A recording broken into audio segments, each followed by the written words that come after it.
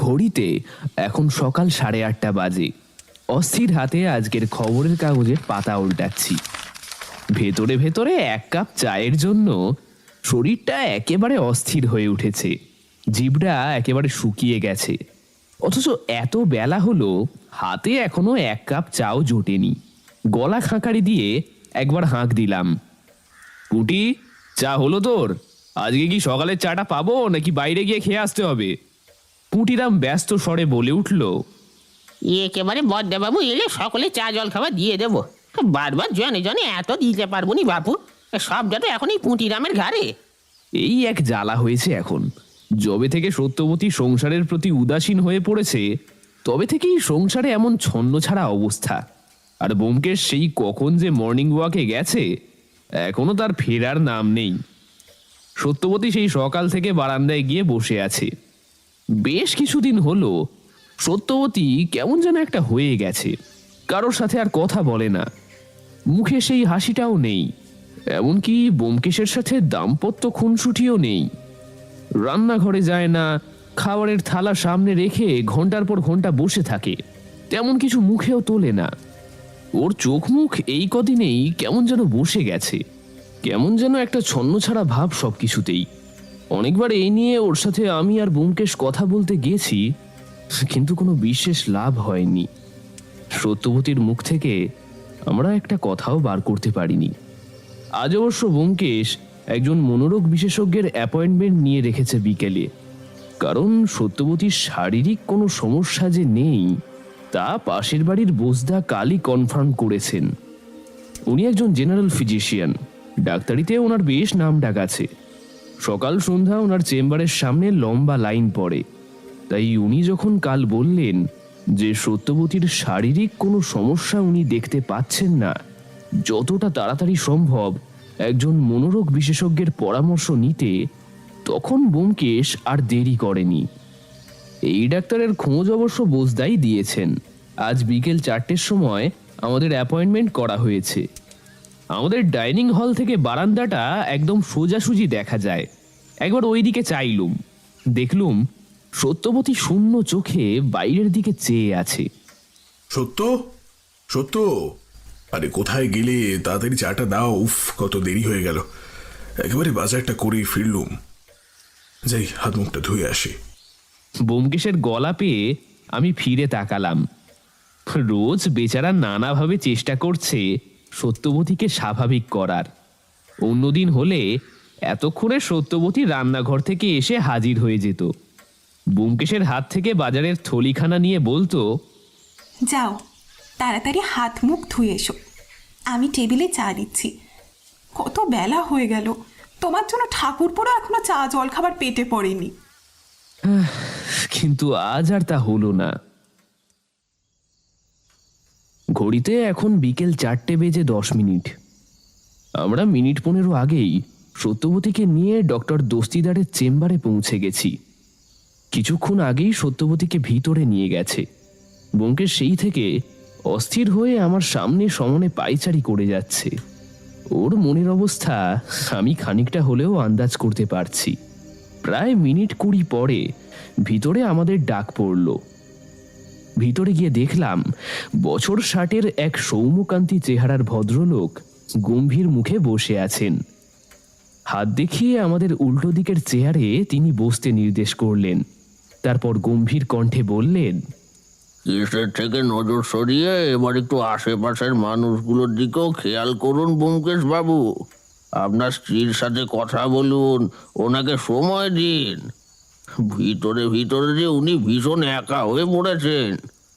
আমি কিছু ওষুধ লিখে দিচ্ছি, কিন্তু মনে রাখবেন, কাছের মানুষের যত্ন, সঙ্গ পাওয়া, খানিকটা একান্ত সময়, এগুলোর থেকে অব্যর্থ ওষুধ কিন্তু এই রোগের আর কিছু নেই।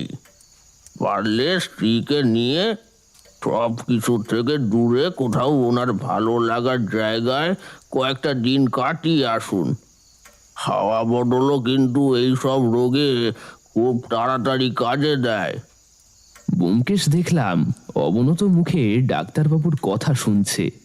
একজন জাঁদরেল সত্যান্বেষীও যে তার কাছের মানুষের কষ্টের কাছে খুব অসহায় হয়ে পড়ে, সেটা ব্যোমকেশকে দেখেই বুঝতে পারলাম। শেষ 6 মাস একের পর এক কেস নিয়ে ব্যোমকেশ সত্যিই ভীষণ ব্যস্ত হয়ে পড়েছিল। বেশিরভাগ দিনই প্রায় মাঝরাতে বাড়িতে ফিরত, আর আমিও ওর সঙ্গেই থাকতাম। বেচারি সত্যবতী সারাদিন একা একা বাড়িতে কাটাতো, ব্যোমকেশের ওপর অভিমান করত। আর সেই অভিমান এতদিন একটু একটু করে জমেই বোধহয় আজকের এই অবস্থা হয়েছে। আমরা ডাক্তারবাবুকে নমস্কার করে সত্যবতীকে নিয়ে বাড়ি ফিরে এলাম। আমরা এখন দাঁড়িয়ে আছি এয়ারপোর্টের লাগেজ কাউন্টারে। কনভেয়ার বেল্ট বাহিত হয়ে যাত্রীদের ব্যাগপত্র আসছে। এয়ারপোর্টেরই 2 জন স্টাফ মিলিয়ে মিলিয়ে সেসব কিছু এরোপ্লেন থেকে নামা যাত্রীদের হাতে তুলে দিচ্ছে। আমরা 3 জন এই প্রথমবার বিদেশে যাচ্ছি। সেদিন ডাক্তারবাবু যখন হাওয়া বদল করে আসার কথা বললেন, ব্যোমকেশ সেদিন বাড়ি এসেই ঠিক করে নিয়েছিল এতদিন ধরে জমানো টাকার সবটুকু একত্র করে হলেও সব কিছু ছেড়ে, এই শহর ছেড়ে অনেক দূরে কিছুদিন সত্যবতীকে নিয়ে ঘুরে আসবে। বিদেশ ভ্রমণের শখ সত্যবতীর বহুদিনের। আমি অবশ্য যাব না বলেছিলাম, কিন্তু ব্যোমকেশ নাছোড়বান্দা। অবশেষে তাই আমাকেও রাজি হতেই হয়েছিল। তারপর কয়েকদিন ধরে টিকিট ও আর যা যা কিছু ফর্মালিটিস আছে সেই সব কিছু করে আমরা 3 জন আকাশযানে উঠে পড়েছিলাম। সমস্ত কিছুই ব্যোমকেশের খ্যাতি ও চেনা জানার সূত্রে খুব সহজেই হয়ে গিয়েছিল। দাঁড়িয়ে দাঁড়িয়ে এসব ভাবতে ভাবতেই আমাদের লাগেজ নেবার ডাক এসে গিয়েছিল। আমি গিয়ে নিজেদের জিনিসপত্র মিলিয়ে নিয়ে চলে এলাম। তারপর 3 জন মিলে এয়ারপোর্টের বাইরে এসে দাঁড়ালাম। চারপাশে কুয়াশা আবৃত পাহাড় পর্বতে ঘেরা শহরটা দেখে সত্যবতী জোরে একটা নিঃশ্বাস নিল। এখানে পা দিয়েই যে ওর মনটা আগের থেকে অনেকটা হালকা হয়েছে তা ওর মুখের দিকে চাইলেই বোঝা যাচ্ছিল। এয়ারপোর্টের বাইরেই ট্যাক্সি স্ট্যান্ড। আমাদের হোটেল ব্যোমকেশ আগের থেকেই বুক করে রেখেছিল। আমরা একটা ট্যাক্সি ভাড়া করে হোটেলের উদ্দেশ্যে রওনা দিলাম। কিছুক্ষণের মধ্যেই দেখলাম আকাশ একদম ম্যাজিকের মতোই একেবারে মেঘমুক্ত ঘন নীল। এত গরম করতে শুরু করলো যে আমরা সকলেই শীতের পোশাক খুলে ফেলতে বাধ্য হলাম। সত্যবতী দেখলাম জানলার বাইরের দিকে চেয়ে আছে। রাস্তার দুপাশের ঝাঁ চকচকে বিশাল বিশাল অ্যাপার্টমেন্ট, শপিং মল, অফিস, আদালত ইত্যাদি সবকিছু আমাদের চোখে পড়তে লাগলো। রাস্তা ভর্তি লোকজন, গাড়ি ঘোড়া, কিন্তু সবকিছুই একদম ছবির মতো সুন্দর। গাড়ি থেকে দেখলাম এখানকার বেশিরভাগ মানুষই, সে নারী হোক বা পুরুষ, এক বিশেষ ধরনের কাপড় পরে আছে। পোশাকটা অনেকটা লম্বা কোটের মতো, কিন্তু দেখেই বোঝা যায় বেশ হালকা আর রং বেরঙের কাপড় জুড়ে বানানো হয়েছে। পোশাকটার সাথেই একটা লম্বা তেকোনা টুপি জড়ানো আছে।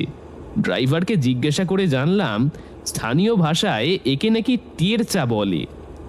বিশাল তাপপ্রবাহ থেকে বাঁচতে এখানকার লোকজন পোশাকের ওপর এই ধরনের একটা পোশাক পরে।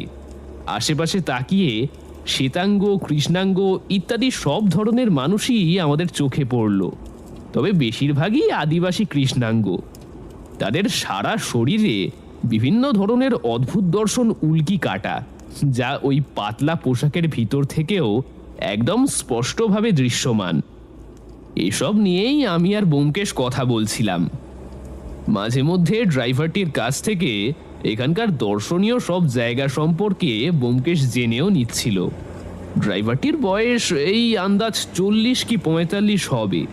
স্থানীয় আদিবাসী সম্প্রদায়েরই, নাম হলো হেনরি। কথাবার্তায় বেশ ভালো। বলল ওই আমাদের সবকিছু ঘুরিয়ে দেখাতে পারে। প্রায় বছর 20 ও নাকি এই লাইনেই রয়েছে। আমরা সানন্দে রাজি হলুম, কারণ এখন আবার গাইড খুঁজতে গেলে অন্য নানা রকম সমস্যা হতো। প্রায় 1.25 ঘন্টা বাদে শহরের কোলাহল থেকে বেশ খানিকটা দূরে আমরা আমাদের হোটেলের সামনে এসে পৌঁছলাম। পাহাড়ের কোলে বানানো বেশ সুন্দর আর ছিমছাম একটা হোটেল। গাড়ি থেকে নেমে আমি আর সত্যবতী চারপাশটা দেখছিলাম। ব্যোমকেশ হেনরির সাথে কালকে কোথায় কোথায় যাবে এবং কখন যাবে এসব বিষয়ে কথা সেরে নিচ্ছিল। আমরা যে হোটেলটার সামনে এসে দাঁড়িয়েছি সেটাকে ঠিক হোটেল বলা চলে না, একটা কাঠের 3 তলা বাড়ি, যার ছাউনিটা ছোট ছোট টালি আর টিন দিয়ে বানানো হয়েছে। বাড়িটার সামনে এক ফালি একটা বাগান মতো করা আছে, যেখানে রং বেরঙের পাহাড়ি ফুল ছোট ছোট টবে করে সাজিয়ে রাখা হয়েছে। ভিতরে ঢোকার দরজার ডান দিক আর বাঁ দিক বরাবর দুটো বাঁশের খুঁটির উপর একটা ফেস্টুন মতো টাঙানো আছে, আর তাতে লেখা আছে হোলি হেভেন গেস্ট হাউস। আমাদের গাড়িটা রাস্তারই একপাশে খানিকটা পাহাড়ি ঢালের জন্য হেলে দাঁড়িয়ে আছে। এরই মধ্যে সকালের সূর্যটা মেঘের আড়ালে হারিয়ে যাওয়ায় পুরো উপত্যকা জুড়ে একটা ছায়া নেমে এসেছে যেন। আমরা রিসেপশন হলে গিয়ে ঢুকলাম। একজন ভদ্রলোক দেখলাম মুখে একটা লম্বা চুরুট নিয়ে বসে আছেন আর মাঝে মধ্যেই ধোঁয়া ছাড়ছেন। দেখেই মনে হলো লোকটিও স্থানীয় কৃষ্ণাঙ্গ। আমাদের দুটো পাশাপাশি ঘর নেওয়া হলো। সমস্ত ফর্মালিটিস সম্পূর্ণ করে আমরা দোতলায় আমাদের রুমে পৌঁছলাম। হোটেলেরই একটা অল্প বয়সী ছেলে এসে আমাদের ব্যাগপত্র দিয়ে গেল আর বলে গেল হাত মুখ ধুয়ে বেলা 12টার মধ্যে এখানকার ডাইনিং হলে গিয়ে পৌঁছাতে হবে। 12টার মধ্যেই নাকি এখানে লাঞ্চ সার্ভ করে দেওয়া হয়। যেহেতু আমরা অনেকটাই লেটে এসে পৌঁছেছি, তাই এই মুহূর্তে আর অন্য কোনো খাবার দেওয়া সম্ভব নয়, একেবারে লাঞ্চ করতে হবে। দোতলার দুপাশে লম্বা টানা ঝুল বারান্দা আছে, আর তার পাশে সারি সারি ঘর, মাঝে একটা করিডর। প্রত্যেকটা ঘরে দুটো করে দরজা আছে, একটা বারান্দার আর একটা করিডরের দিকে। আমি আমার রুমে ঢুকে গেলাম। পাশের ঘর থেকে সত্যবতী আর ব্যোমকেশের মৃদু কথাবার্তার আওয়াজ ভেসে আসছে। মনে মনে ভারী খুশি হলাম। ডাক্তারবাবুর হাওয়া বদলের ওষুধ তাহলে ম্যাজিকের মতোই কাজ দিয়েছে। লাল রং করা কাঠের দরজার বাইরে বেরিয়ে আমি ঝুল বারান্দাটায় এসে দাঁড়ালাম। দেখলাম বারান্দার এক প্রান্তে একটা ঘোরানো সিঁড়ি আছে। সিঁড়িটা সোজা নেমে গিয়ে বাগানে গিয়ে মিশেছে। হোটেল থেকে বেশ কিছুটা দূরে মেইন রোড থেকে কিছুটা নিচে পাহাড়ের গায়ে ঝুলে রয়েছে একটা গ্রাম। ঝুম চাষের জন্য যেমন পাহাড়ের ধাপ কেটে জমি বানানো হয়, ঠিক তেমনি পাহাড়ের গায়ে ধাপ কেটে বানানো হয়েছে একটি ছবির মতো সুন্দর গ্রাম। অনেক নিচে গ্রামের ছোট ছোট বাড়িগুলো এখান থেকেই দেখা যাচ্ছে। বাড়ির দেওয়ালের বাহারি রঙগুলো দেখে মনে হচ্ছে পাহাড়ের গায়ে কে যেন নানা রঙের আবির আনমনে ছড়িয়ে দিয়ে গিয়েছে। আমি নির্বিশেষে সেই দিকেই তাকিয়েছিলাম। হঠাৎ ঘোর ভাঙল একটা চাপা খুক খুক কাশির আওয়াজে। দেখলাম বারান্দার শেষ প্রান্তে একজন ভদ্রলোক এক হাতে বাইনোকুলার ধরে আর অন্য হাত মুখে চেপে ধরে কাশি চাপার চেষ্টা করে চলেছেন। কাশির দমকে তার পিঠটা বারবার কেঁপে কেঁপে উঠছে। পোশাক আশাক আর চেহারা দেখে মনে হলো কোনো বাঙালি হয়তো হবেন, হয়তো আমাদেরই মতো হাওয়া বদলের অভিপ্রায়ে এখানে এসেছেন। দেখলুম আমাকে দেখতে পেয়েই সিঁড়ির পাশের ঘরটিতে ভদ্রলোক ব্যস্ত পায়ে ঢুকে গেলেন। এই এক পলকের চোখাচোখিতেই মনে হলো ভদ্রলোককে কোথায় যেন দেখেছি। মনে মনে ভাবলুম ব্যোমকেশকে বলে একদিন গিয়ে ভদ্রলোকের সাথে পরিচয় করে আসব, আর উনি যদি বাঙালি হন তাহলে তো সোনায় সোহাগা। এই বিদেশ বিভুঁইয়ে নিজের দেশের মানুষ দেখলে বড়ই আপন লাগে। হাত মুখ ধুয়ে ব্যোমকেশ, সত্যবতী আর আমি নিচের ডাইনিং হলে এসে পৌঁছলাম। দেখলাম দু একজন বিদেশি ট্যুরিস্ট তাদের লাঞ্চ সারছেন। আমরা গিয়ে জানলার পাশে একটা টেবিলে গিয়ে বসলাম। কিছুক্ষণের মধ্যেই একজন ওয়েটার এসে গরম গরম খাবার দিয়ে গেল। সত্যবতী বলল, ইস, এইসব কাঁচা শাক পাতা খেয়ে কি করে এখানে 15টা দিন কাটাবো কে জানে। হেই ঠাকুরপো, জিজ্ঞাসা করো না এখানে বাঙালি খাবার পাওয়া যাবে কিনা, অনেক জায়গাতেই তো রাখে। আমি কিছু বলতে যাব তার আগেই ব্যোমকেশ বলে উঠল, অজিত, যাও যাও দেখো এখানে ডাল ভাত পাওয়া যায় কিনা। আরে তোমার বৌঠানকে বোঝাও যে চারপাশে পাহাড় আছে মানে এটা দার্জিলিং নয় যে চাইলে এখানে বাঙালি খাবার দাবারও পাওয়া যাবে। সত্যবতী রাগ দেখিয়ে বলে উঠল, ঠাকুরপো, ওনাকে বারণ করো বলছি এরকম করতে। আমি কিন্তু খাবার ফেলেই উঠে যাব। কত করে বলেছিল দুটো মুড়ি অন্তত নিয়ে নি, তা না এখন ঘাস পাতা চিবো। কি দরকার ছিল বাপু একেবারে বিদেশে হাওয়া বদল করতে আসা? আর আমার সত্যর যে বহুদিনের শখ ছিল একবার আকাশপথে উড়ে দেশের বাইরে ঘুরে আসার, আমি কি আমার সত্যবতীর কোনো ইচ্ছা অপূর্ণ রাখতে পারি? ব্যাস এইটুকুতেই কাজ হলো। সত্যবতী লজ্জা লজ্জা মুখে একবার খালি বলল, ধ্যাৎ, বলে ওই আধসিদ্ধ খাবারগুলোকেই যেন অমৃত মনে করে খেতে লাগলো।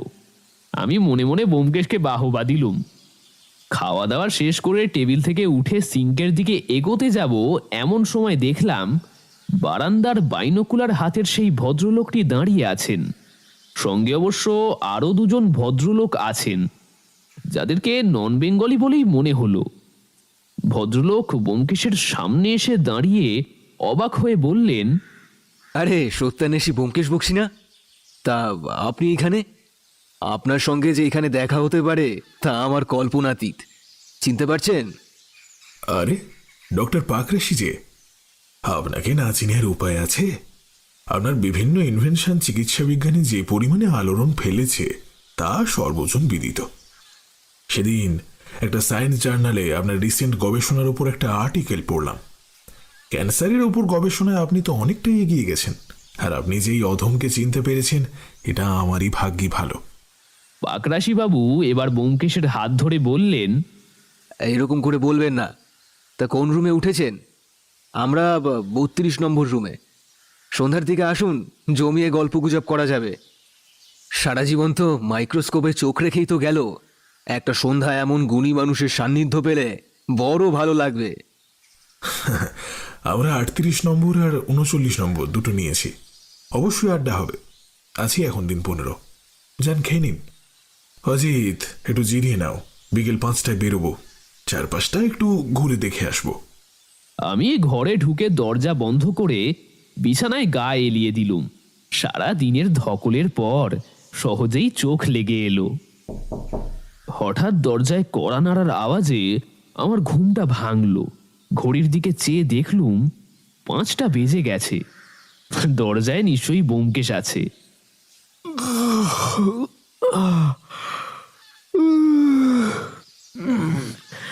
যাই বলে তাড়াতাড়ি দরজা খুললুম।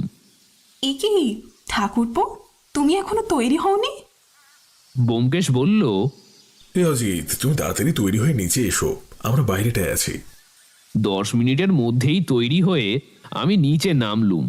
ব্যোমকেশ বলল, চলো আশপাশটা একটু ঘুরে আসি।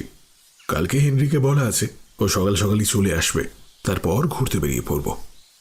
আমরা বেরোতে যাব এমন সময় মেইন গেটের মুখে সকালের সেই ভদ্রলোকের সাথে দেখা হলো। ডক্টর পাকরাশি, সঙ্গে ওনার আরো দুজন সঙ্গী।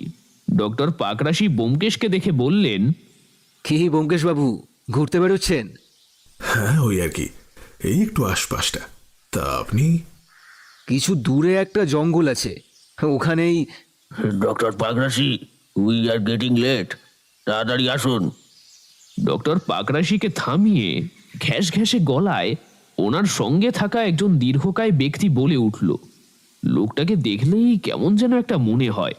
ব্যোমকেশ বলল, এই পাকরাশি বাবু, এখন আসি। হ্যাঁ, ফিরে আপনি ঘরে থাকলে অবশ্যই কথা হবে। আমরা বেরিয়ে পড়লুম।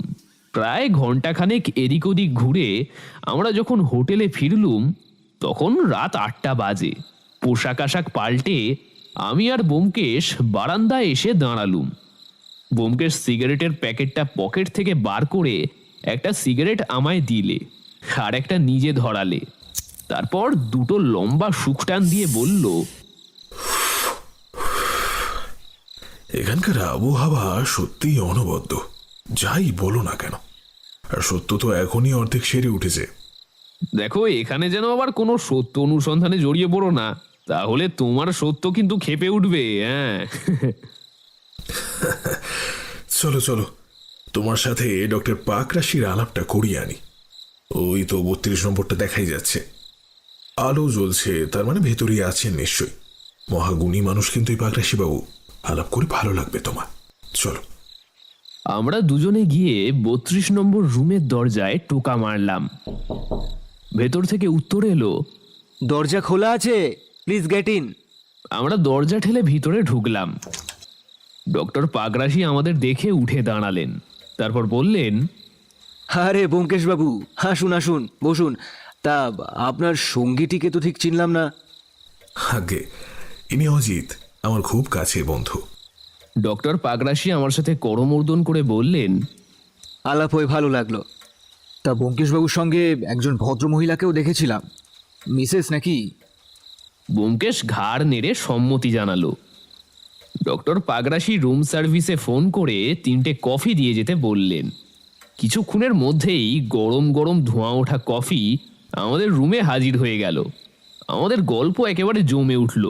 জানা গেল ভদ্রলোক এখানে গবেষণা সংক্রান্ত একটি সিক্রেট মিশনে দিন 7 আগে নাকি এসেছেন। সঙ্গে ওনার আরও 2 বিজ্ঞানী বন্ধু এসেছেন, ডক্টর অগাস্টিন এবং ডক্টর মার্গারেট। দুজনেই ভারতীয় খ্রিস্টান।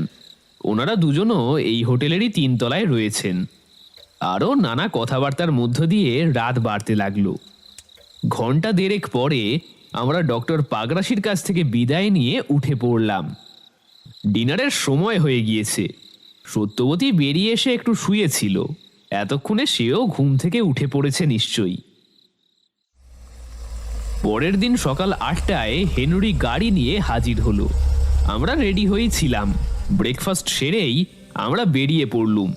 মানতেই হবে হেনরি দারুণ গাইড। একদিনেই আমাদের অনেকগুলো জায়গা দেখিয়ে দিল। আমরা যখন ফিরলুম তখন সন্ধ্যা হব। হেনরি গাড়ি থেকে নেমে ব্যোমকেশের সাথে কথা বলছিল। হঠাৎ দেখলুম আগের দিনের ডক্টর পাগরাশির সেই বিজ্ঞানী বন্ধুদ্বয়। ওনাদের মধ্যে একজনকে দেখে হেনরি দেখলাম চমকে উঠল। তারপর আমাদের আগামীকাল তৈরি থাকতে বলে তড়িঘড়ি গাড়িতে উঠে বেরিয়ে গেল। ব্যাপারটা একটু অদ্ভুত লাগলেও আমরা খুব একটা আমল দিলাম না। এরপর 5 দিন আমরা প্রচুর ঘুরলাম। খাবার সমস্যাটুকু বাদ দিলে সত্যবতীর এখন খুশির অন্ত নেই। সারাদিন ঘুরছে, পছন্দের ছোটখাটো ঘর সাজানোর জিনিসপত্র কিনছে, কল কল করে কথা বলছে, ব্যোমকেশের সাথে খুনসুটি করছে। আগের বৌঠানকে ফিরে পেয়ে আমরাও ভীষণ খুশি। 6 নম্বর দিনে আমরা তাড়াতাড়ি ডিনার সেরে শুয়ে পড়েছিলাম। হঠাৎ একটা ঝনঝন করে কাঁচ ভাঙার শব্দে আমার ঘুমটা ভেঙে গেল। ঘড়িতে তখন রাত 1টা বাজে। দরজা খুলে বাইরে বেরিয়ে দেখলাম ব্যোমকেশও বেরিয়েছে। ব্যোমকেশ ওর চশমাটা পড়তে পড়তে বলল, আওয়াজটা কোথা থেকে এলো বলো তো অজিত? বারান্দার দিকের ঘোরানো সিঁড়ির কাছ থেকে মনে হলো। চলো দেখি। আমরা বারান্দার সিঁড়ির দিকে এগোতে যাব এমন সময় দেখলাম পড়িমড়ি করে ডক্টর পাগরাশি আমাদের দিকে ছুটে আসছেন।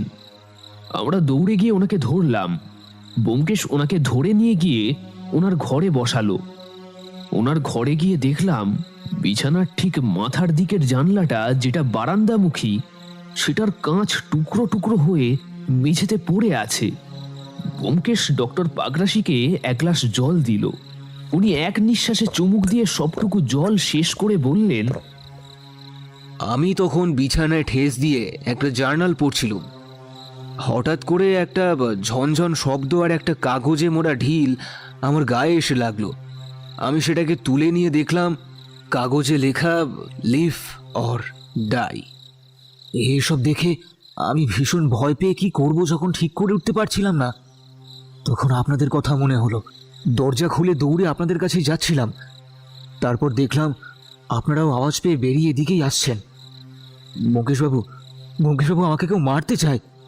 সেই একই ঘটনার পুনরাবৃত্তি ঘটতে চলেছে ব্যোমকেশবাবু। আমাকে প্লিজ বাঁচান। একমাত্র আপনিই পারেন আমাকে বাঁচাতে। প্লিজ ব্যোমকেশবাবু। এই পর্যন্ত বলে উত্তেজনা আর ভয়ে ডক্টর পাগরাশি হাঁপাতে লাগলেন। ব্যোমকেশ বলল, শান্ত হন পাগরাশি বাবু, আপনি আগে শান্ত হন।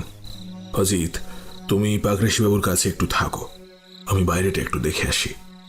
সাবধানে যেও, চারপাশে কাঁচের টুকরো ছড়িয়ে আছে। বলে ব্যোমকেশ কাঁচের টুকরোগুলোকে ডিঙিয়ে সাবধানে পা ফেলে বারান্দায় চলে গেল। ঘরের ভিতরের ভাঙা জানলা থেকে দেখলাম ব্যোমকেশ পুরো বারান্দাটা একবার পর্যবেক্ষণ করে সিঁড়ি বেয়ে সোজা বাগানে নেমে গেল। তারপর কিছুক্ষণ পরেই আবার ফিরে এসে বলল, রুম সার্ভিসে বলে এসেছি, ওরা এসে এখনই সব পরিষ্কার করে নিয়ে যাচ্ছে। ম্যানেজার আজকে হোটেলে নেই, কালকে ওর সাথে কথা বলা যাবে। অজিত, আমার মনে হয় না যে আজকে রাত্রে আর কিছু হতে পারে। কিছুক্ষণের মধ্যেই রুম সার্ভিসের একটি ছেলে এসে ভাঙা কাঁচের টুকরোগুলো পরিষ্কার করে দিয়ে গেল। আমরা ডক্টর পাগরাশিকে আশ্বস্ত করে আমাদের নিজেদের ঘরে ফিরে এলাম। পরের দিন আর সকাল সকাল বেরোতে পারলাম না। আগের রাতের ব্যাপারটা একটু খতিয়ে দেখার জন্য ব্যোমকেশ হোটেল থেকেই ফোন করে কার এজেন্সিতে হেনরিকে খবর পাঠালো যেন সকাল 10টা নাগাদ আসে। সকাল 7টা নাগাদ আমরা ডাইনিং হলে ব্রেকফাস্ট করার জন্য নামলাম। দেখলাম ডক্টর পাকরাশি এবং তার 2 সতীর্থ আগের থেকেই টেবিলে বসে আছেন। এক রাতের মধ্যেই ডক্টর পাকরাশির চোখের তলায় কালি পড়ে গেছে। এই কদিনে যতবার ভদ্রলোকের সাথে দেখা হয়েছে ততবারই ওনার মুখে হাসি দেখেছি, কিন্তু আজ ভদ্রলোকের শুকিয়ে যাওয়া মুখটা দেখে আমার ভারী মায়া হলো। ব্যোমকেশকে দেখতে পেয়ে ভদ্রলোক মনে হয় একটু আশ্বস্ত হলেন। তিনি বললেন, আসুন ব্যোমকেশবাবু, অগাস্টিন গেছে ম্যানেজারকে ডাকতে। সত্যবতী আজকে ব্রেকফাস্ট করবে না বলেছিল, তাই আমি আর ব্যোমকেশই আজকে ব্রেকফাস্ট করতে নেমেছিলাম। আমরা দুজনে ডক্টর পাগরাশিদের টেবিলের উল্টো দিকে টেবিলটায় বসলাম। কিছুক্ষণ বাদেই দেখলাম সেই ঘ্যাস ঘ্যাসে গলার আওয়াজের ভদ্রলোক, কি যেন ডক্টর অগাস্টিন না কি যেন, উনি ম্যানেজার ভদ্রলোককে ধমকাতে চমকাতে নিয়ে আমাদের এদিকেই আসছেন। এই হলো লোকটার এক দোষ, ওর গলার স্বর শুনলেই কিরকম একটা সরীসৃপের মতো শীতল অনুভূতি হয়। ম্যানেজার বাবু এসে কালকের ঘটনার জন্য ডক্টর পাকরাশির কাছে ক্ষমা চাইলেন।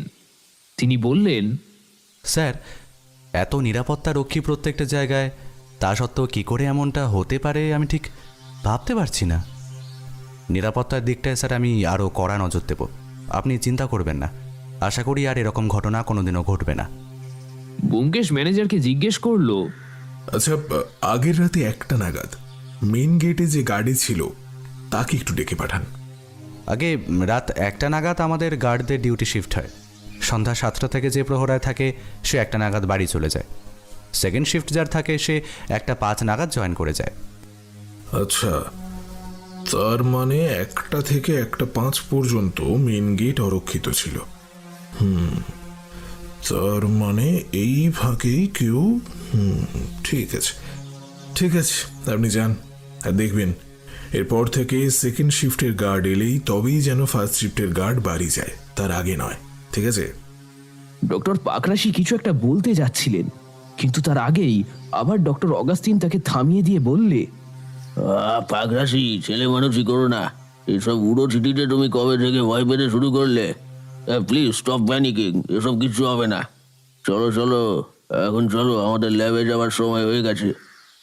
বলে প্রায় টানতে টানতে ডক্টর পাকরাশিকে নিয়ে চলে গেলেন। ডক্টর মার্গারেটও ওনাদের অনুসরণ করলেন। ব্যোমকেশ চোয়াল শক্ত করে কিছুক্ষণ সেই দিকে তাকিয়ে থেকে বলল, চলো অজিত, গিয়ে তৈরি হয়নি, বেরোতে হবে। আমরা বেরিয়ে পড়লাম। সেদিন হেনরি আমাদের সমুদ্র দেখালো। এই জায়গাটা বড় অদ্ভুত। এখানে যেমন বিশাল ঘন জঙ্গল আছে, তেমনি আবার বিশাল বিশাল সব পাহাড়, খরস্রোতা নদী, আবার উত্তাল সমুদ্রও আছে। এমন সহাবস্থান চট করে চোখে পড়ে না। সমুদ্রের পাড়ে ঝিনুকের তৈরি সুন্দর সুন্দর সব মালা বিক্রি হচ্ছিল। ব্যোমকেশ পছন্দ করে একটা মালা কিনে সত্যবতীকে পরিয়ে দিল। আজও আমাদের হোটেলে ফিরতে প্রায় রাত্রি 7:30 বেজে গেল। এখন চারপাশে বেশ ঠান্ডা। এখানকার আবহাওয়া এরকমই, দিনের বেলা ঠিক যতটা গরম, রাতে ঠিক ততটাই ঠান্ডা। দিনের বেলা তাপমাত্রা প্রায় 40 ছুঁই ছুঁই, আবার রাতে সেই তাপমাত্রাই 6 ডিগ্রিতে নেমে যায়। হেনরি তো বলেছিল কখনো কখনো নাকি তুষারপাতও হয়। আজও সেরকমই একটা রাত মনে হচ্ছে। আমরা কাঁপতে কাঁপতে হোটেলের রুমে ঢুকে গেলুম। ঢোকার মুখে দেখলুম কয়েকজন ট্যুরিস্ট লনে আগুন জ্বালিয়ে তাদের শরীর গরম করছে। আমরা তাড়াতাড়ি ডিনার সেরে নিজের নিজের রুমে গিয়ে কম্বলের তলায় সেঁধলুম। সারাদিন ধরে ঘুরে বেড়ানোর ক্লান্তিতে আমার খুব তাড়াতাড়ি চোখ লেগে এলো। আবার হঠাৎ মাঝরাতে কাঁচ ভাঙার শব্দে আমার ঘুমটা ভেঙে গেল। ঘড়িতে তখন দেখলাম ঠিক রাত 1টা বাজে। আমি উঠে দরজা খোলার আগেই দেখলাম একটা পায়ের আওয়াজ দুদ্দার শব্দ করে সিঁড়ি দিয়ে নিচে নেমে গেল। ঠিক তার পিছু পিছু আরেকটা পায়ের শব্দ দৌড়ে সিঁড়ি বেয়ে নিচে নেমে তারপর কোথায় যেন মিলিয়ে গেল। বারান্দার দিকের দরজা খুলতেই ইমেল হাওয়ায় আমার প্রায় দাঁত কপাটি লেগে যাওয়ার জোগাড় হলো। আমি ডক্টর পাকরাশির ঘরে গিয়ে দেখলাম সেই একই আগের রাতের দৃশ্য। কাঁচের টুকরোগুলো এদিক ওদিক ছড়িয়ে পড়ে আছে। একটা কাঁচের টুকরো এসে ডক্টর পাকরাশির হাতে গেঁথেছে। উনি দরজার পাশে দাঁড়িয়ে কাঁপছেন। কিছুক্ষণের মধ্যেই ব্যোমকেশ এলো। একটুর জন্য হাত ফসকে গেল, তবে চিন্তা নেই, পাখি খুব শিগগিরই ধরা পড়বে। একটা ক্লু পেয়েছি, কিন্তু তার আগে আপনাকে যে সবটুকু খুলে। হে কি ডক্টর, আপনার হাতটা তো অনেকটাই কেটে গেছে। এ বাবা, এখনই ফার্স্ট এড করতে হবে। হে অজিত, যাও সত্যকে বলো ফার্স্ট এড বক্সটা নিয়ে আসতে। সত্যবতী এসে ফার্স্ট এড করে দিয়ে তারপর নিজের ঘরে চলে গেল। ডক্টর পাকরাশি এরপর বলতে শুরু করলেন, আজ থেকে বছর 7 আগে ভারত থেকে একজন বিজ্ঞানী এই দেশে আসেন এক সিক্রেট মিশন নিয়ে। ওনার নাম ছিল ডক্টর রাসেল। ওনার পিতামহ ছিলেন একজন বিখ্যাত প্রত্নতত্ত্ববিদ। তিনি ভারতেই এক ঐতিহাসিক স্থানে খনন কার্য চালাতে গিয়ে একটা চামড়ার বটুয়া আবিষ্কার করেন, যেটার মধ্যে তিনি 2টো কাগজের মতো টুকরো উদ্ধার করেন, যার মধ্যে একটা নকশা ছিল আর একটা অজানা ভাষায় 1 লাইন কিছু লেখা ছিল, যেটা তিনি সেই সময় সরকারের হাতে তুলে দেননি। তবে অনেক চেষ্টা করেও তিনি সেই লিপির পাঠোদ্ধার করতে পারেননি। পরবর্তীকালে তার পুত্র, যিনিও একজন বিখ্যাত বিজ্ঞানী ছিলেন, তিনি সেই লিপির পাঠোদ্ধার করতে পেরেছিলেন। নকশাটা ছিল এই দেশেরই কোনো এক গুপ্ত গুহার, আর অন্য একটি কাগজে লেখা ছিল কোনো এক মারণ ব্যাধি নিরাময়ক ওষুধ বানানোর ফর্মুলা। উনি অনুমান করেছিলেন ওই নকশা ধরে এগোলেই খোঁজ পাওয়া যাবে এমন কোনো জিনিসের যা কোনো মারণ ব্যাধির অব্যর্থ ঔষধি বানাতে কাজে লাগে। তবে তিনি এই মহৌষধির অভিযানে যেতে পারেননি। তার আগেই তার মৃত্যু হয়। পিতামহ ও পিতার অপূর্ণ কাজের দায়িত্ব নিজের কাঁধে তুলে নেন ডক্টর রাসেল। তিনি এদেশে আসেন এবং এই হোটেলে এই রুমে থেকেই তার অভিযান চালাতে শুরু করেন। জানা যায় এখানকার বিভিন্ন জায়গায় খোঁজ চালিয়ে স্থানীয় আদিবাসীদের জিজ্ঞাসাবাদ করে তিনি পৌঁছে যান সেই গুহায়। সেই গুহার পাশেই বইতে থাকা এক খরস্রোতা নদী। প্রতি বছর আগস্ট থেকে সেপ্টেম্বরের মধ্যবর্তী সময় সেই নদী পরিণত হয় রক্ত নদীতে। সেই রক্ত নদীর পাশেই আছে এক গুহা। সেই খরস্রোতা রক্ত নদীর স্রোত বারবার সেই গুহায় আছড়ে পড়ায় গুহার পাথরের ক্ষয় হতে থাকে। আর ওই সময় ওই গুহার গায়ে জেগে ওঠে এক উদ্ভিদ। সেই উদ্ভিদের ফুল ব্যবহার করেই উদ্ধার হওয়া লিপির ফর্মুলা অনুযায়ী বানানো যায় মারণ ব্যাধির ঔষধি। ডক্টর রাসেল সফল হয়েছিলেন সেই ঔষধি বানানোয়। ওই ফুলের নাম দিয়েছিলেন রেড ব্লাড ফ্লাওয়ার। তিনি একটি ডকুমেন্টারি বানাচ্ছিলেন, কিন্তু এই সব হদিশ ও সেই ফর্মুলা ভারত সরকারের হাতে তুলে দেওয়ার আগেই রহস্যজনকভাবে এই হোটেল রুমেই তার মৃত্যু হয়। পোস্টমর্টেমেও ওনার মৃত্যুর কোনো ভ্যালিড রিজন কিন্তু পাওয়া যায়নি। আর তার মৃত্যুর সাথেই হারিয়ে যায় সেই রেড ব্লাড ফ্লাওয়ারের রহস্য। তবে তার সেই ডকুমেন্টারিটি উদ্ধার হয়েছিল, যার থেকে এত তথ্য জানা যায়। কিন্তু হাজার হাজার বছরেও বিনষ্ট না হওয়া সেই লিপি দুটির খোঁজ পাওয়া যায়নি। ওনার মৃত্যুকেও ওনার সতীর্থরা স্বাভাবিক মৃত্যু বলে মানতে নারাজ। এতটা বলে একটু থামেন ডক্টর পাকরাশি। তারপর একটু দম নিয়ে তিনি আবার বলতে শুরু করেন, কিন্তু আশ্চর্যের ব্যাপার কি জানেন তো ব্যোমকেশবাবু? বছর 3 আগে একজন বিজ্ঞানী আসেন এখানে ডক্টর রাসেলের আবিষ্কৃত সেই রেড ব্লাড ফ্লাওয়ারের খোঁজে। সরকার এই রুম সিল করে দিয়েছিলেন, কিন্তু সরকারি পারমিশন নিয়ে এই রুমেই থাকা শুরু করেন তিনি। কিন্তু রহস্যজনকভাবে তিনিও এই রুমে মারা যান। কিন্তু আমি এইবারে এই অভিযানে কোনো রকম সরকারি সহায়তা পাইনি। এই রুম রীতিমতো সরকারিভাবে বন্ধ করে দেওয়া হয় সেই দ্বিতীয় মৃত্যুর পর। সরকার দুটো মৃত্যুর কারণ উদ্ধার করতে না পারলেও নিছক কাকতালীয় বলে উড়িয়ে দেয়নি। সরকারের সন্দেহ হয় যে কোনো ব্যক্তি বা দল হয়তো সেই ফর্মুলার লোভে হত্যা করছে বিজ্ঞানীদের। কিন্তু প্রমাণের অভাবে এই নিয়ে বেশি দিন তদন্ত করা যায়নি। আমাকে ম্যানেজারকে ঘুষ দিয়ে এই রুমে থাকার ব্যবস্থা করতে হয়েছে। আমার দুই সঙ্গীও আমার এই গোপন অভিযানের কথা জানে না। তারা জানে না আমরা একটা অন্য মিশনে। আমি যে সেই গুহার খোঁজ পেয়েছি মিস্টার বক্সি। তবে কি এবার আমার পা বলি হঠাৎ মেঝেতে ডক্টর পাকরাশি ঢলে পড়েন। ঘটনার আকস্মিকতায় আমি আর ব্যোমকেশ একেবারে হতভম্ব হয়ে যাই। মুহূর্তের বিহ্বলতা কাটিয়ে ব্যোমকেশ ডক্টর পাকরাশির নাড়ি চেক করতে যায়। ব্যোমকেশ, ডক্টর পাকরাশির কি হলো? ডাক্তারকে খবর দেব? আমি জিজ্ঞেস করি ব্যোমকেশকে। ব্যোমকেশ খলিত কণ্ঠে বলে, পুলিশকেও খবর দিতে হবে অজিত, কারণ উনি আর বেঁচে নেই। পরের দিনটা আমাদের ভীষণ ব্যস্ততার সঙ্গে কাটে। এখানকার পুলিশ এসে বডিটাকে পোস্টমর্টেমে নিয়ে যায়। তবে একইভাবে পোস্টমর্টেমে ডক্টর পাকরাশির মৃত্যুটাকেও স্বাভাবিক মৃত্যু বলা হয়। রুটিন মাফিক এনকোয়ারি হয়। তবে ব্যোমকেশ এই মৃত্যুকে স্বাভাবিক মৃত্যু বলে মানতে নারাজ।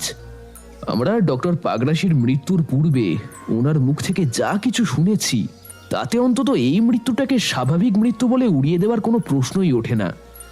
ব্যোমকেশ আমাদের দেশের পুলিশ ও গোয়েন্দা দফতরের সাথে যোগাযোগ করেছে। এখন ভারত সরকার এই কেসটাকে নিজের দায়িত্বে নিয়েছেন, আর তার জন্য তারা দেশ থেকে দুজন পুলিশ অফিসারকে পাঠাচ্ছেন যারা ব্যোমকেশের খুবই পরিচিত। ডক্টর পাকরাশির দুই সতীর্থকেও পুলিশের অনুমতি ছাড়া দেশের বাইরে যেতে নিষেধ করা হয়েছে। ব্যোমকেশের তৎপরতায় এত কিছু হওয়ায় ওনারা ব্যোমকেশের ওপর বেজায় চটে রয়েছেন, তা ওনাদের আচরণ দেখলেই স্পষ্ট বোঝা যাচ্ছে। তবে ব্যোমকেশ এই কেসে নামার আগে সত্যবতীর কাছে অনুমতি চেয়ে নিয়েছে, কারণ এদেশে আসার আগে সত্যবতীকে সে কথা দিয়েছিল যে এই কদিন সে কোনো রকম কেসে জড়াবে না। কিন্তু এই ঢেকি স্বর্গে গেলেও ঠিক ধান ভাঙবে। তবে বৌঠান বলেছেন, আমাকে তুমি আর লজ্জা দিও না।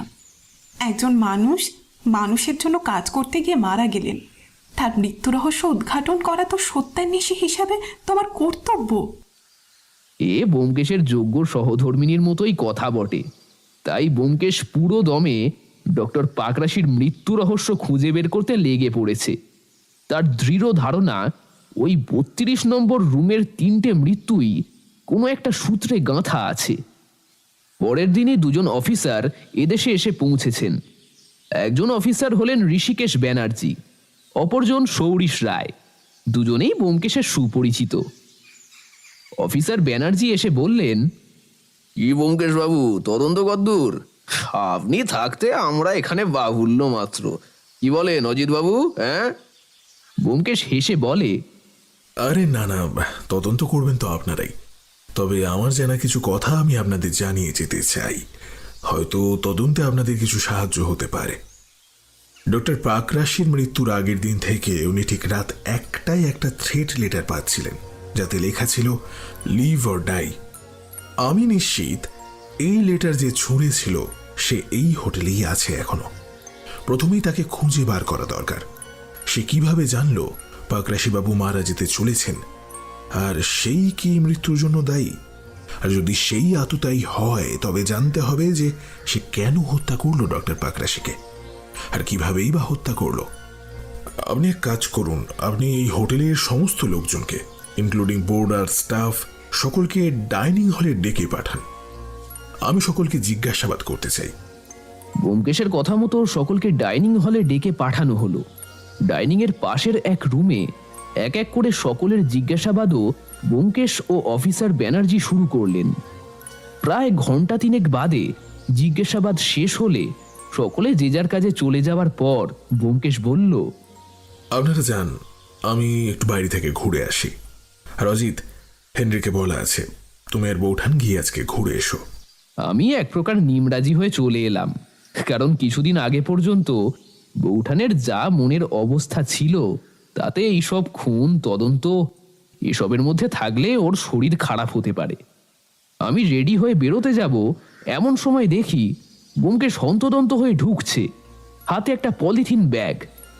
কি ব্যাপার জিজ্ঞেস করাতে ব্যোমকেশ বলল, যা ভেবেছিলাম তাই অজিত, পাখি প্রমাণ লোপাট করার চেষ্টা করেছিল, সেই প্রমাণ এখন আমার হাতে। তবে এই বেলাটা অপেক্ষা করি, বুঝলে, দেখি সে হটকারিতা করে আর কোনো ভুল করে কিনা। সেদিন বেরিয়ে আসার পর ব্যোমকেশের কথা মতো ব্যোমকেশ, আমি আর 2 অফিসার সোজা গিয়ে ঢুকি স্টাফ কোয়ার্টারে। এই হোটেলের স্টাফ কোয়ার্টারটা একটা বড় হল রুমের মতো।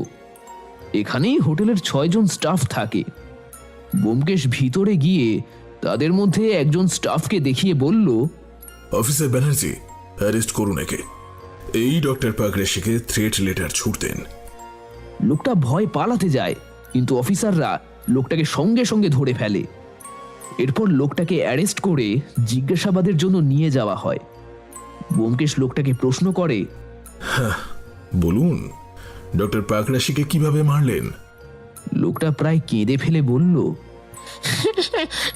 বিশ্বাস করুন স্যার, আমি এবারে ওনাকে মারতে চাইনি, আমি তো ওনাকে বাঁচাতেই চেয়েছিলাম। আর তাই তো 2 দিন ওনাকে চিঠি দিয়ে আমি এখান থেকে চলে যেতে সাবধান করেছিলাম। কিন্তু আপনি কি করে জানলেন যে ওনার উপর হামলা হতে পারে? কারণ কারণ আগের 2 বার। বলুন, আগের 2 বার কি? বিশ্বাস করুন স্যার, আমি যা করার সব না জেনে করেছি, আর তার শাস্তিও আমার সর্বশক্তিমান দিয়েছেন। আমার বউ মেয়েকে আমি সেই পাপেই হারিয়েছি, আর আজও সেই কারণেই আমার এক পায়ে কোনো বল নেই। এসব খবর আমার জানা আছে, যেটা জানা নেই সেটা বলুন। বছর 7 আগে যখন প্রথম এখানে এক বিজ্ঞানী আসেন, তখন এক রাতে মুখ ঢেকে একজন লোক আসেন আমার কাছে। একটা কাগজে মুড়ে একটা পাউডার দিয়ে বলেন, ওই পাউডারটা ওই বিজ্ঞানী বাবুর খাবারে মিশিয়ে দিতে হবে। তার বদলে উনি আমাকে অনেক টাকা দেন। আমি গরিব মানুষ, টাকার লোভে আমিও তখনও বুঝিনি। আর তার পরের বারও লোভে পড়ে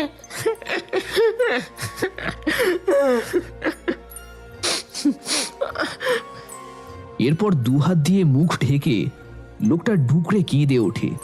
ব্যোমকেশ বলল, আপনি লোকটিকে দেখলে চিনতে পারবেন?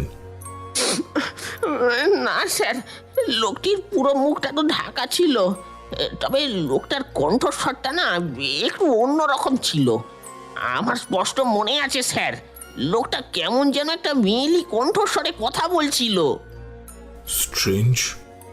ব্যোমকেশের ভ্রু দুটো দেখলাম কুঁচকে উঠল। তারপর ব্যোমকেশ অফিসারদের বলল, সব এই লোকটিকে হেফাজতে নিন অফিসার। হ্যাঁ, আর আমি না বলা পর্যন্ত ছাড়বেন না।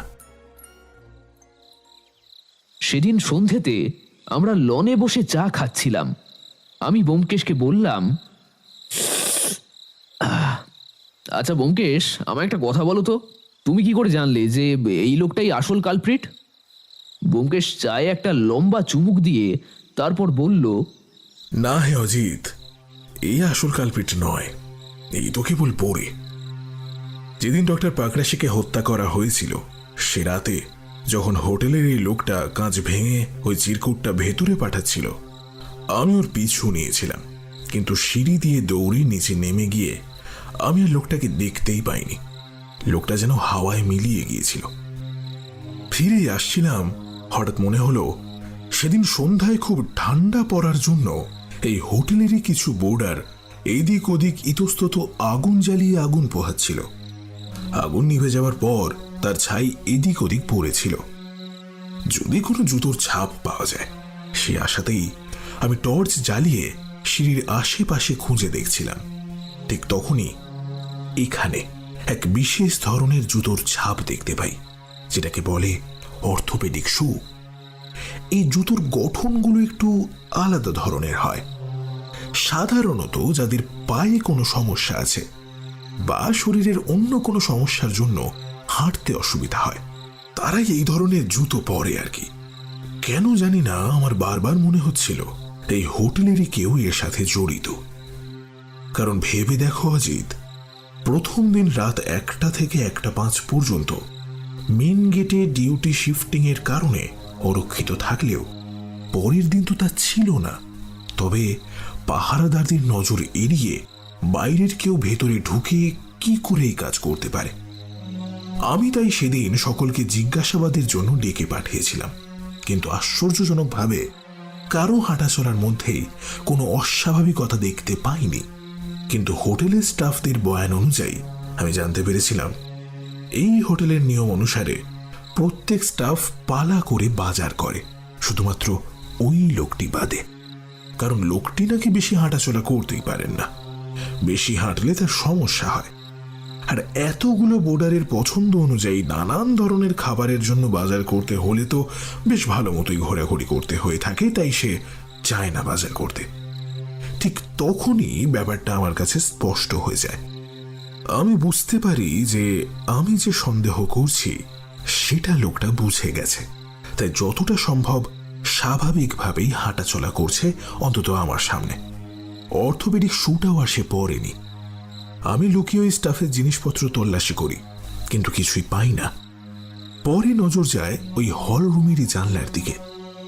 জানলা দিয়ে নিচে তাকিয়ে দেখি জানলার নিচের ঝোপঝাড়ের এক অংশ একটু নুয়ে পড়েছে। সাধারণত ভারী কিছু ওপর থেকে পড়লেই এরকম ভাবে গাছপালা নুয়ে পড়ে আর কি।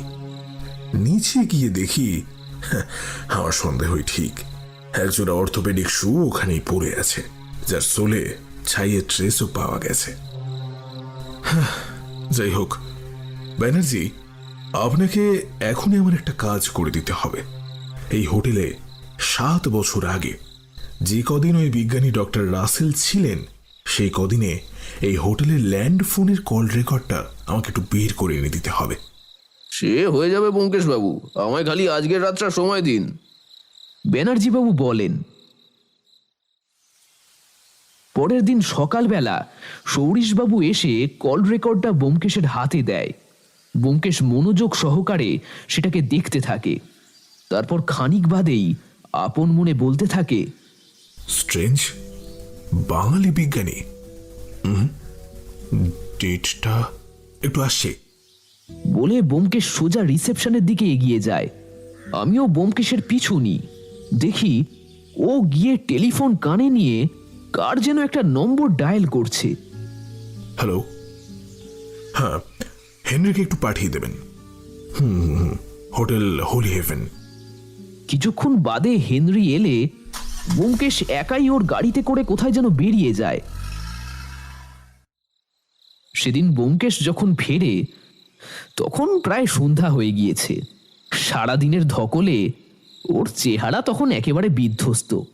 এসেই দুজন অফিসারকে ডেকে বলে, অফিসার, এখনই ডক্টর অগাস্টিন আর ডক্টর মার্গারেটের এখানকার পার্সোনাল ল্যাবে আমাদেরকে যেতে হবে। অনেক প্রশ্নের উত্তর এখনো মিলছে না, তবে দেখবেন এ কথা যেন কাকপক্ষিতেও টের না পায়। রাত তখন প্রায় 9:30 বাজে।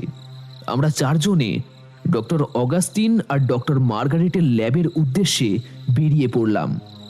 ওখানে গিয়ে ব্যোমকেশ বেশ কিছুক্ষণ তল্লাশি করার পর একটা এভিডেন্স ব্যাগে কিছু হোয়াইট পাউডারের মতো রিএজেন্ট ভরে নিয়ে তারপর হোটেলে ফিরে আসে।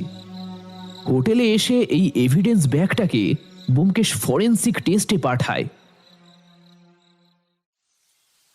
পরের দিন রিপোর্ট পাওয়ার পর ব্যোমকেশ রিপোর্টটা হাতে নিয়ে বলে ওঠে, স্ট্রেঞ্জ, সিম ডিসকভারি। অথচ এটা নিয়ে তো 7 বছর আগেই গবেষণা বন্ধ হয়ে গিয়েছিল। এর ফর্মুলা তো একমাত্র... এটা কি করে সম্ভব? এটা কি করে সম্ভব? হ্যাঁ, কিছু ভেবে পাচ্ছি না, কি করে সম্ভব এটা। এসব বিড়বিড় করতে করতে ব্যোমকেশ অস্থিরভাবে খালি পায়চারি করতে থাকে। বেশ কিছুক্ষণ এমন করে অস্থিরভাবে পায়চারি করার পর সে হঠাৎ চিৎকার করে ওঠে, ঠিক ঠিক ঠিক ঠিক, এতক্ষণ কেন এটা আমার মাথায় আসেনি? হ্যাঁ, হ্যাঁ, বারে বারে ঘুঘু তুমি খেয়ে যাও ধান, এইবারে দেখাচ্ছি মজা। চলো অজিত, অফিসারদের সাথে কথা বলে একবার 3 তলা থেকে ঘুরে আসি। লাগলে তুক, না লাগলে তাক, কি বলো? হ্যাঁ ব্যোমকেশের এই অদ্ভুতভাবে কথা বলার অর্থ আমি ভালোই বুঝি। ও যখন খুনি পর্যন্ত প্রায় পৌঁছে যায়, ঠিক তখনই ও এরকম ভাবে কথা বলে। তাহলে কি ব্যোমকেশ? না, উত্তেজনায় এবার আমার পেটটা গুড়গুড় করে উঠল। কিন্তু আমি জানি এখন ব্যোমকেশকে জিজ্ঞাসা করলে কোনো কথার উত্তরই ও এখন দেবে না।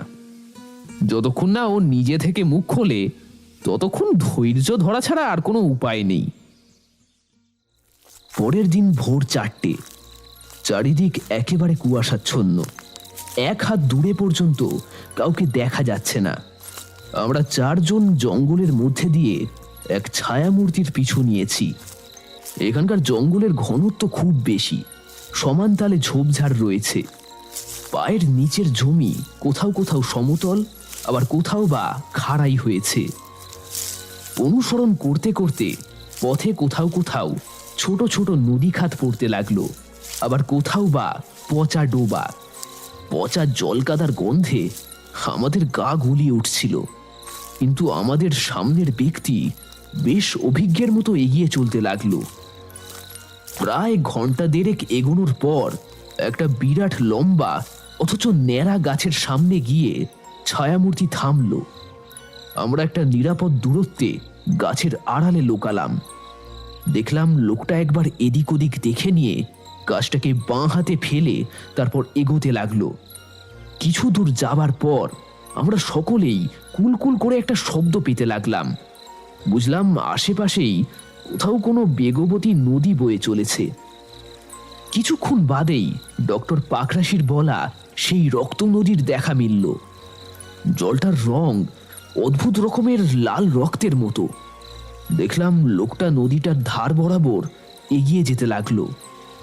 কিছু দূর এগোতেই একটা গুহা চোখে পড়ল। খরস্রোতা নদীর জলস্রোত বারংবার আছড়ে পড়ায় গুহার একপাশ ক্ষয়ে গিয়ে প্রায় ভেঙে পড়েছে। কুলকুল শব্দে ভেতরে জল ঢুকছে। লোকটা একটা মশাল জ্বালিয়ে অতি সাবধানে পা ফেলে সেটার ভিতরে ঢুকলো। গুহার ভেতরটা ভীষণ পিছল। আমরাও সাবধানে এগোতে থাকলাম। কিছু দূর যাবার পর দেখি একটা বুনো ফুলের সুবাসে চারপাশ যেন ভরে উঠেছে। সেই ছায়ামূর্তি দ্রুত হাতে এক জায়গার পাথর সরিয়ে একটা চামড়ার বটুয়া বের করে আনলো। তারপর একটা ক্রূর হাসি হেসে সে মেয়েলি গলায় বলে উঠল, এরপর পৃথিবীর শ্রেষ্ঠ বিজ্ঞানী হয়ে ওঠা থেকে কেউ আমাকে আটকাতে পারবে না। এই সেই রেড ব্লাড ফ্লাওয়ার, এই সেই ঐতিহাসিক ফর্মুলা। 7-7টা বছর ধরে এই দিনটার জন্য আমি শুধু অপেক্ষা করেছি। এই জন্যই বলে যার শেষ ভালো তার সব ভালো। কিন্তু আপনার ক্ষেত্রে তো শেষটুকু ভালো হলো না মিস্টার অগাস্টিন, ওরফে 7 বছর আগে মৃত mister Jackson. Mister Augustine, you are under arrest. আমরা আজকে সকালের ফ্লাইটে কলকাতা ফিরেছি। সন্ধ্যাবেলা বৌঠান 3 কাপ চা আর ফুলকপির পকোড়া নিয়ে এসে টেবিলে রেখে বলল, এবার ব্যাপারখানা আমাদের খুলে বলো দেখি, আর ধৈর্য রাখা যাচ্ছে না। আমিও বৌঠানকে সমর্থন করলাম। ব্যোমকেশ চায়ের কাপে একটা লম্বা চুমুক দিয়ে বলল, হোটেলের ওই স্টাফকে কি করে ধরলাম তা তো তোমরা শুনেছই। তারপর থেকেই বলি, আমি খানিকটা ওয়াইল্ড গেস করি ডক্টর রাসেল যখন ওই হোটেলে ছিলেন তখনকার টেলিফোনের কল রেকর্ডটা জোগাড় করতে বলি। ওই কল রেকর্ডেই আমি দেখি এক ভারতীয় বিজ্ঞানী ডক্টর জ্যাকসনের নাম। এই বিজ্ঞানীর সাথে ডক্টর রাসেলের প্রত্যেক দিন কথা হতো। এই বিজ্ঞানীর ব্যাপারে জানতে আমি এই শহরের সবচেয়ে প্রাচীন লাইব্রেরিতে যাই। ওখানে গিয়ে একটা খবরের কাগজের পাতায় একটা খবরে আমার চোখ আটকে যায়। সেই পাতায় লেখা ছিল ডক্টর জ্যাকসন 7 বছর আগে দুর্ঘটনায় মারা যায়। আমি এরপর ওনার সম্পর্কে আরো তথ্য জোগাড় করার জন্য খোঁজাখুঁজি করতে থাকি। দেখি একটা জার্নালে ওনার এক আবিষ্কার সম্পর্কে বেরিয়েছিল। উনি এমন একটা ড্রাগ আবিষ্কার করেন যেটার অল্প পরিমাণ ডোজ হাইপোক্যালেমিয়া প্রিভেন্ট করে। আবার সেই ড্রাগই শরীরে অতিরিক্ত মাত্রায় গেলে কার্ডিয়াক অ্যারেস্ট বা কিডনি ফেলিয়ার হয়ে মানুষ মারা পর্যন্ত যেতে পারে। এদিকে দেখো, ওই ড্রাগ শরীরে গিয়েই রিয়াকশন করে দুটো শরীরেই এসেনশিয়াল মিনারেল কনভার্ট হয়ে ব্লাডের সাথে মিশে যায়। ফলে পোস্টমর্টমেও ওই ড্রাগের কোনো ট্রেস পাওয়া যায় না। ড্রাগটির ভৌত ধর্ম হলো এর কোনো গন্ধ নেই এবং এটাকে ওই সাদা মোটা দানার নুনের মতো দেখতে।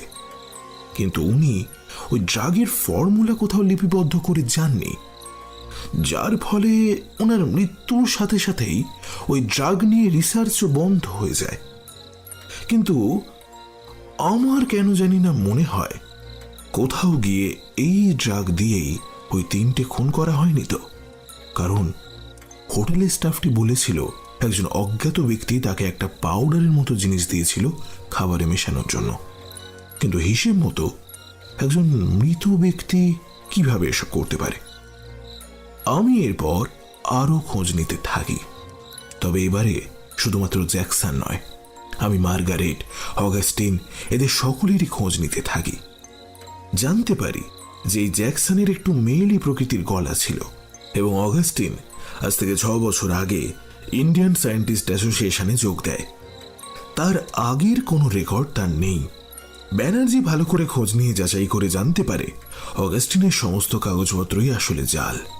এরপরে 2-2 4 করা গেলেও দুটো মানুষে যে এক সেরকম কোনো কংক্রিট প্রমাণ আমার হাতে ছিল না। তাই জন্য আমরা অগাস্টিনের ল্যাবে তল্লাশি চালাই, আর ওখানেই পাওয়া যায় জ্যাকসনের আবিষ্কৃত সেই ড্রাগ। এরপর আর সন্দেহের অবকাশই থাকে না। হেনরির সাথে গাড়িতে ফেরার সময় হেনরি জানায় যে অগাস্টিনকে ওর খুব চেনা চেনা লাগছে। যেহেতু এই হোটেলে ও অনেক বছর আগে থেকে যাতায়াত করছে, তাই ওর এই কথাও আমার সন্দেহকেই আরো কংক্রিট করে। অগাস্টিন আমাদের বলেছিলেন উনি প্রথমবার এই দেশে এসেছেন। আচ্ছা, যদি তাই হয় তাহলে হেনরির ওকে চেনা চেনা লাগার কথা নয়। এইখানেই ওর মিথ্যেটা ধরা পড়ে যায়। আর তারপর তুমি আর আমি 3 তলায় গিয়ে ওকে শুনিয়ে শুনিয়ে বলতে থাকি ওই গুহার খোঁজ পুলিশ পেয়েছে। পরের দিনই আমরা তল্লাশি চালাতে যাব সেখানে। আর কি জানো, এতেই কাজ হয়। ফর্মুলা হাতছাড়া যাতে না হয় সেজন্যই ভোর রাতে অগাস্টিন ওরফে জ্যাকসন গুহা অভিযান চালায়, আর যথারীতি আমাদের জালে ধরা পড়ে। হোটেলের ওই স্টাফ জ্যাকসনের কণ্ঠস্বর শনাক্ত করেছে বলে ব্যোমকেশ থামলো, তারপর বলল, দেখলে, বলতে বলতে আমার চাটাই জুড়িয়ে গেল। সে আমি আরেক কাপ চা আনতে বলছি রমলাকে। তুমি তার আগে বলো তো, এমন কাজ উনি কিভাবে করলেন, কেন করলেন? ডক্টর রাসেল আর ডক্টর জ্যাকসন দুজনেই খুব ভালো বন্ধু ছিলেন। উনি ওনার সেই রেড ব্লাড ফ্লাওয়ারের আবিষ্কারের কথা হোটেল থেকেই ফোন করে তার বন্ধুকে জানিয়েছিলেন এবং এও বলেছিলেন ওই ফর্মুলা সহ বটুয়া তার কাছেই আছে এবং তিনি সায়েন্স অ্যাসোসিয়েশনকে সেটা খবর দিয়েছেন। খুব শীঘ্রই তিনি পৃথিবীর হাতে তুলে দেবেন তার এই আবিষ্কার। কিন্তু বন্ধুর মুখোশধারী জ্যাকসন বন্ধুর এই খবরে মোটেও খুশি হতে পারেননি। পৃথিবীর শ্রেষ্ঠ বিজ্ঞানী হবার লোভ তাকে দিয়ে এক জঘন্য চক্রান্ত করায়। উনি নিজের আবিষ্কার দিয়েই নিজের বন্ধুর প্রাণ নাশ করেন, কিন্তু ওনার উদ্দেশ্য সফল হয়নি। উনি এই ফর্মুলা এবং নকশা কোনোটাই খুঁজে পাননি। উনি ভেবেছিলেন নকশা আর ফর্মুলা বোধহয় ডক্টর রাসেলের কাছে হোটেলের রুমেই আছে, কিন্তু ভগবান এখানে তার খেলা খেলে দেন। কোনোভাবে রাসেলের কাছ থেকে ওই বটুয়া ওই গুহাতেই পড়ে যায়, কিন্তু জ্যাকসন হাল ছাড়েননি। যেহেতু ওনার কণ্ঠস্বর আর সবকিছুই পুরুষদের থেকে আলাদা, তাই সহজেই ওনাকে আইডেন্টিফাই করা যায়। সেই ভেবে উনি ওনার মৃত্যুর রিউমার ছড়িয়ে দেন, নিজে ছদ্মবেশ ধারণ করেন এবং নিজের কণ্ঠস্বর বদলে ওরকম অদ্ভুত এক ঘ্যাস ঘ্যাসে আওয়াজে কথা বলতে শুরু করেন। তারপর আবার এক বিজ্ঞানী বন্ধুর সাথে এখানে এসে একসাথে খুঁজতে থাকেন। দুজনের মিলিত প্রচেষ্টায় খুঁজে বের করেন সেই রক্ত নদী যার জল অগস্ট থেকে সেপ্টেম্বরের মধ্যে পাহাড় ক্ষয় হয়ে আসা মিনারেলস মিশে গিয়ে লাল রক্তের মতো হয়ে যায়। তারা দুজনে খুঁজে পান সেই গুহা, সেই রেড ব্লাড ফ্লাওয়ার, কিন্তু ফর্মুলা তারা খুঁজে পাননি। কিন্তু এবারে ডক্টর জ্যাকসনের বন্ধু বিজ্ঞানী নিজেই গবেষণা করে ফর্মুলা বের করেন। এবারে এনাকেও হত্যার ষড়যন্ত্র করে সমস্ত ক্রেডিট একা নেওয়ার ব্যবস্থা করেন অগাস্টিন রূপে জ্যাকসন। কিন্তু এই বিজ্ঞানী কিছু একটা সন্দেহ করে সমস্ত ফর্মুলাটাই বিনষ্ট করে দেয়। এবারেও বিফল হন মিস্টার অগাস্টিন। এরপরে তিনি জানতে পারেন ডক্টর পাকরাশির এই গোপন অভিযানের কথা। তিনি লক্ষ্য রাখতে থাকেন ওনার অভিযানের ওপর। ডক্টর পাকরাশি সেই বটুয়া ওই গুহায় খুঁজে পান, কিন্তু ওখানে ওটা সেফ থাকবে ভেবে নিজের সাথে আর নিয়ে আসেননি। কিন্তু ডক্টর পাকরাশি নিজের অজান্তেই এই বটুয়া রেড ব্লাড ফ্লাওয়ারের হদিশ তুলে দেন ডক্টর জ্যাকসনের হাতে। হ্যাঁ, জ্যাকসন এরপর ডক্টর পাকরাশিকে হত্যা করেন আর ভাবেন যে পরিস্থিতি থিতিয়ে এলে ওই ফুল আর ফর্মুলা নিয়ে দেশে ফিরে আসবেন, মারণ ব্যাধির ওষুধ আবিষ্কারক হিসাবে সারা জগতে নাম করবেন। কিন্তু হতস্মি, ওনার এই প্ল্যানে বাঁধ সাধলাম আমি। যেটার মুখেই সবকিছুই স্বীকার করেছে ডক্টর অগাস্টিন তথা ডক্টর জ্যাকসন। আমি মাথা নেড়ে বললাম, কিন্তু ব্যোমকেশ, ডক্টর পাকরাশিকে উনি মারলেন কিভাবে? ডক্টর পাকরাশি তো আমাদের সামনেই, আর ওই হোটেলের স্টাফটিও তো এইবারে। ব্যোমকেশ বলল, অজিত, এখানেও ডক্টর জ্যাকসনের দূরদর্শিতারই জয় হয়েছে। উনি বুঝেছিলেন যে হোটেলের ছেলেটি ডক্টর পাকরাশিকে সাবধান করছে, আর আবার সে চেষ্টা করবে যাতে ডক্টর পাকরাশি ওদের ছেড়ে চলে যান। তাই জন্যই সুযোগ বুঝে উনি জানলার কাছে মাখিয়ে দিয়ে যান ওনার তৈরি সেই ড্রাগ, যেটা ঢিল ছোড়ার সাথে সাথেই ভেঙে গিয়ে ভাঙা কাচের একটা টুকরো গিয়ে গাঁথে ডক্টর পাকরাশির শরীরে। ব্যাস, সঙ্গে সঙ্গে বিষক্রিয়া শুরু করে সেটা। কিছুক্ষণের মধ্যেই মৃত্যুর কোলে ঢলে পড়েন ডক্টর পাকরাশি। ভেবে দেখো অজিত, কি অদ্ভুত না? তিনজন বিজ্ঞানীর রক্ত দিয়ে সার্থক করে দিয়ে গেলেন এই রেড ব্লাড ফ্লাওয়ারের নাম। ভাবা যায়? দেখেছো কাণ্ড? পুঁটিরাম এখনো চা দিয়ে গেল না। পুঁটিরাম!